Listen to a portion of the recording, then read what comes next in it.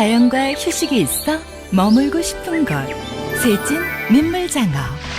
몸에 좋은 국내산 장어를 부담 없는 가격으로 즐기는 곳. 맛있다. 여행 오듯 들려주세요.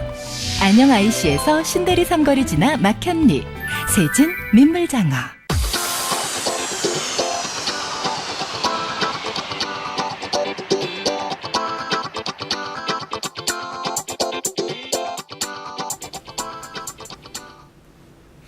여러분 안녕하십니까. 3월 30일 패대기쇼 시간입니다. 자, 생방송으로 진행되는 패대기쇼 이번 주제는 지역의 야권 연대, 지역의 후보자 간 연대가 과연 가능한가에 대해서 두 분 모시고 말씀을 나눠보도록 하겠습니다. 육동일 충남대 교수 나오셨습니다. 네, 안녕하십니까. 이규 전 대전 서구의회 의장 나오셨습니다. 안녕하십니까. 자, 교수님. 예. 지금 전국적으로 이제 총선 판세가 지금 2주 정도 남았거든요. 딱 2주 남았네요, 오늘. 그렇죠. 내일부터 이제 본격적으로 선거 운동에 들어가는데요. 자, 이제 야권 연대, 그러니까 뭐 후보자 연대라고 해야 되겠죠. 후보자 간의 지금 연대가 서울에서는 뭐 창원에서도 이루어져 있고 지금 몇 군데서 이루어지고 있고요. 우리 네. 지역에서도 지금 대덕에서 국민의당 김창수 후보와 박영순 더불어민주당 후보가 지금 연대를 뭐 하기로 했는 것 같은데요. 그러면 우리 지역에는 이런 연대가 과연 가능한가? 또 다른 지역은 또 있는가? 한번 좀 분석 좀 해주시죠. 네. 지금 우리가 이제 선거가 임박해 있고 그동안 후보 등록을 마치고 며칠 선거 운동을 거쳐서 이렇게 여론조사를 해보니까 전국적으로 네. 지금 뭐 수도권, 특히 수도권을 중심으로 해서는 굉장히 박빙의 그 경쟁을 하고 있는 것 같아요. 그런데 이를테면은 이제 물론 이제 다야 구도 같이 이제 여러 가지 복잡하게 됐지만 기본적으로는 지금 일여 다여 구도 속에서 선거를 치르는 것이 굉장히 많다. 그리고 수도권은 지금 그 다여 속에 이제 그 이른바 더불어민주당과 국민의당 속에서 이제 지지표가 분산이 되기 때문에 새누리당이 약간씩 앞서 있는 지역이 굉장히 많아지고 있습니다. 네. 그래서 이제 그 수도권을 중심으로 해서 이 문제 그 야당이 당대당 연대를 하자더니서부터 출발해서 지금은 후보자 간의 연대까지 이렇게 논의되는, 그리고 또 일부 지역에서는 연대가 이미 이루어진 그런 곳이 이제 생기게 되면서 아마 이제 얼마 남지 않은 시간이지만은 이게 4월 3일까지인가요? 4월 3일까지 연대가 돼야 투표지에 그게 이제 표시가 된다고 하니까 예. 그때를 데드라인으로 보고 아마 그 박빙 지역에서는 굉장히 서두르는 걸로 알고 있습니다. 또 그런 일환으로 우리 지역에서도 그제 뭐 뉴스를 보니까 대덕구에서 이제 그 후보 단일화에 대한 논의를 끝낸 것으로 나타나고 있고, 그래서 아마도 전 지역은 어렵겠지만 몇몇 지역은 후보 연대 또는 단일화의 그 움직임이 아마 결론을 내서 약간의 그런 단일화가 이루어진 가운데서 우리 대전시 선거가 이루어지지 않겠나 이렇게 전망을 하고 있습니다. 우리 의장님은 어떻게 보세요? 지금 뭐 새누리당에서는 정치적 야합이다, 뭐 불륜의 자해행위다, 맹공을 좀 퍼붓고 있는데 어쨌든 간에 그래도 후보자끼리는 뭐 당선되고 본래 금배지가 중요하니까 지금 안철수 대표는 뭐 당대당의 뭐 통합은 연대는 없지만은 후보자 간에 일어나는 것까지 어떻게 막을 수 있겠느냐 뭐 이렇게 얘기를 하는데, 지금 현재의 야당세로 본다면은 야당이 둘 셋으로 갈라지면서 여당이 180석 이상을 가져갈 거 아니냐라고 그래서 야당끼리 묻혀야 되는 거 아니냐. 그래. 이 부분에서 안철수 대표나 지금 문재인 그 당의 전 대표가 가 있는 데에서도 무조건 뭐 연대만 하는 게 능사가 아니라고 이야기를 했습니다. 근데 내부적으로 들어가 보면은 어차피 둘이 가면은 진대는 사실은 3자 구도에서는 당연히 여당이 유리하다는 걸 알기 때문에 연합을 할 수밖에 없다는 거를 자기네들끼리 아는 거죠. 대덕구에서 일어난 일을 한번 예를 들어서 말씀드린다면, 지금 현재 대덕구의 김창수 후보, 국민의당 김창수 후보와 더민주당에서 박영순 후보가 둘이 지금 뭐 어느 정도 이야기가 됐는데, 여론조사가 이제 시작될 거라는데, 이 부분에서도 왜 이렇게 됐느냐면 그 박영순 후보가 구청장을 나올 때 김창수 후보가 선대본부장을 봐줬습니다. 선대본부장을 봐줄 때 뭐라 그러냐면 국회의원 선거는 내가 나가겠다. 그러니 너는 구청장 선거만 지방선거만 나가고 내가 중앙선거 내가 나가겠다는 것이 약속이 된 상황이었습니다. 그래서 그 부분을 약속을 지켜라 하니까는 박영순 후보도 거기에 따라서 이번에 이제 합의점을 찾아가지고서는 대략 합의는 됐지만 이제 여론조사 끝나는 게 언제쯤인 아마 2, 3일 정도만 끝날 것 같습니다.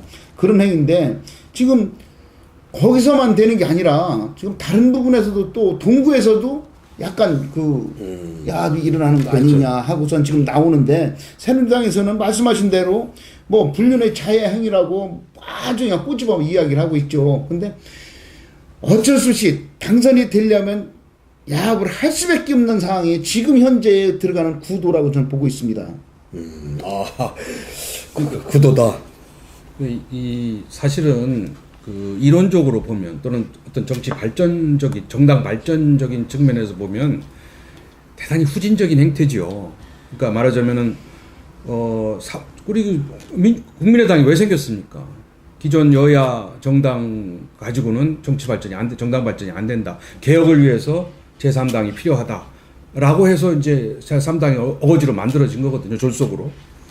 그런데 단순히 선거 승리 지상주의를 위해서 연대를 하자, 단일화를 하자, 선거 공학적으로 이렇게 하고 있는 어떤 당의 정체성이라든지 어떤 이념을 가지고 모이는 게 아니라 오로지 선거에서 승리하기 위한 공학적인 측면에서 연대를 하자, 단일화를 하자. 이거는 대단히 후진적인 정치 행태입니다. 따지고 보면. 그리고 지금 잠시 이야기가 나왔지만은 그 단일화 과정에서 뭐 어느 자리는 이제 다음에 네가 갖고 이번에 내가 갖고 이거 유권자들의 뜻과 상관없이 정치적인 밀실 거래를 하는 거거든요.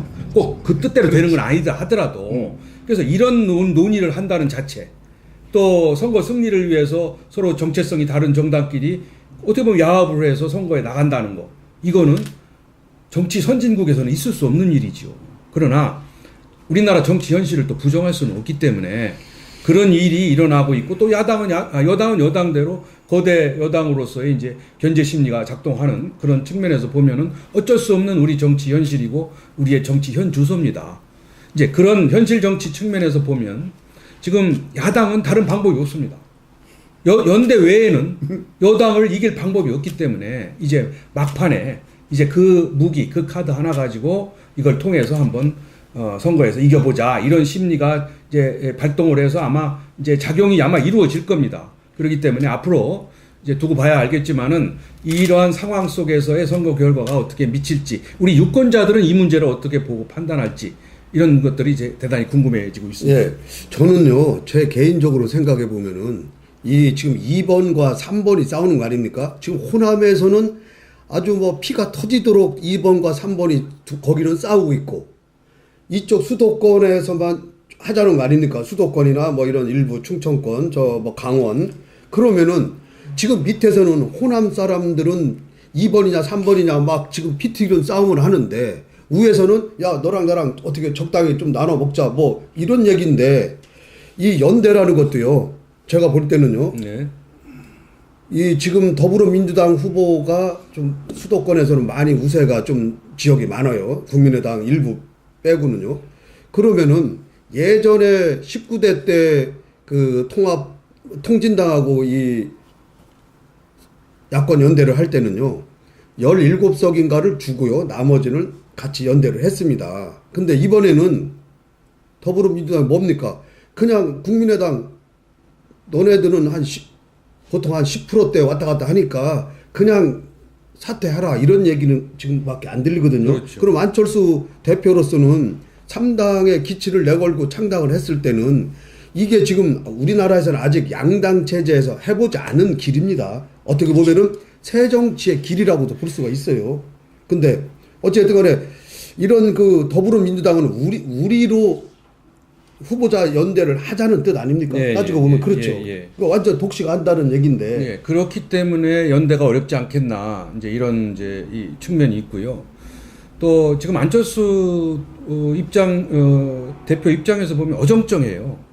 처음에는 뭐 절대 불가한다 당대 당 통합은 연대는 물론이고 후보자 개인별 통합도 절대 안 된다. 그럴 수밖에 없죠. 그렇죠. 명분도 없을 뿐만 아니라 지금 연대가 된다면 뿐만 아니라 지금 비례대표를 냈는데 떨어지더라도 표를 모아야 그 되죠. 비례대표에 예, 몇 예. 번이 당선이 될 거 아닙니까? 그래서 그런 연대에 대해서 공식적으로는 불가하다 또는 그런 행위에 대해서는 제명 조치까지 한다 이런 경고도 했습니다만 그러나 또 다른 한편으로 나중에 선거 후에 책임 문제가 불거지거든요. 네. 이를테면 야권 분열에 의해서 이렇게 전패했다 우리가 야당이 이제 이렇게 참패했다 하면은 그 책임이 안철수 대표에게 간다면은 안철수 대표가 지향하는 대권 후보로 가는데 걸림돌이 되지 않겠습니까? 네. 이제 그런 점에서 어떻게 보면 어정쩡한 그 포지션을 취하면서 연대 문제를 다루어가고 있는데 사실은 지금 말씀하신 대로 연대가 되려면 기브앤테이크가 돼야 되지 않습니까?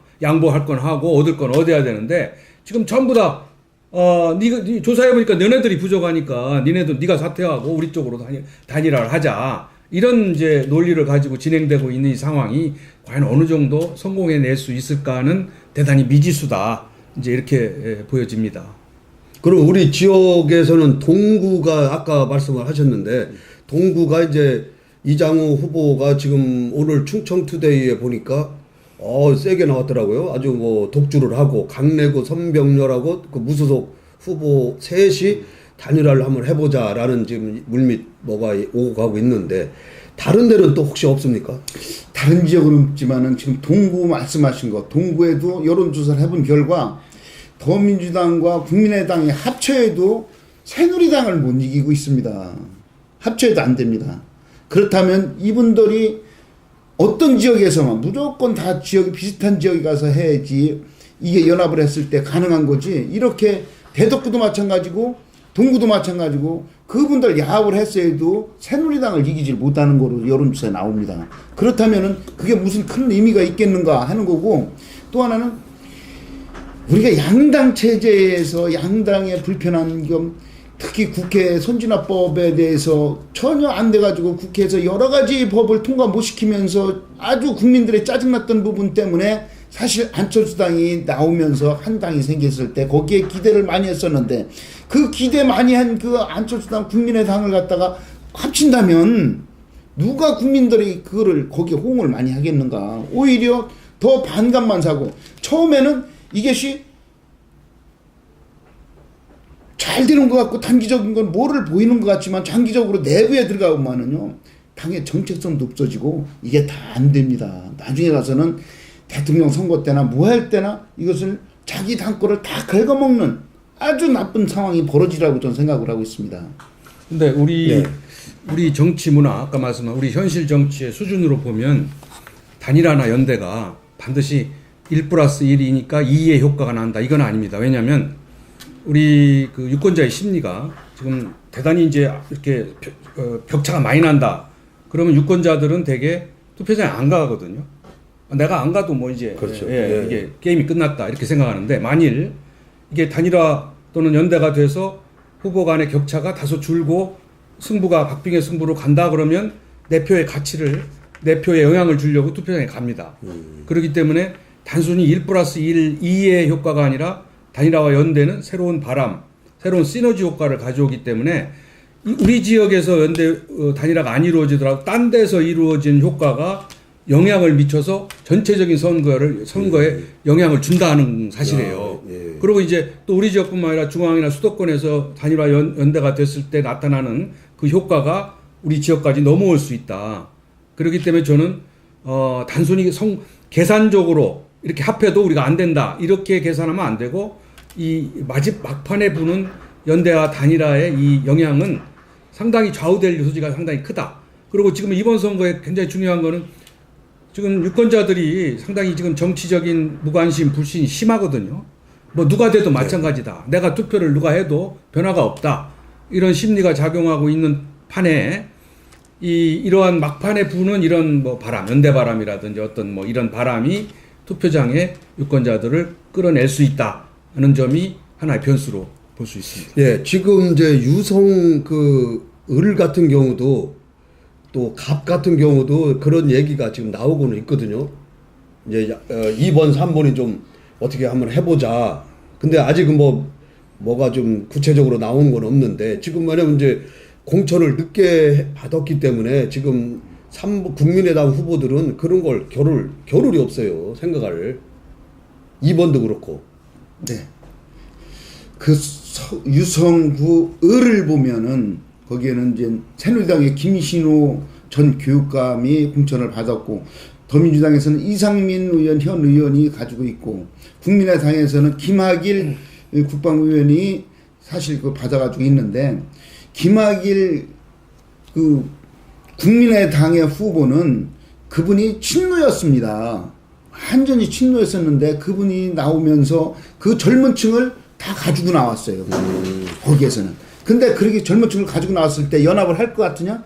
내가 볼 때는 거의 연합은 어렵습니다. 안 할 것 같습니다. 왜?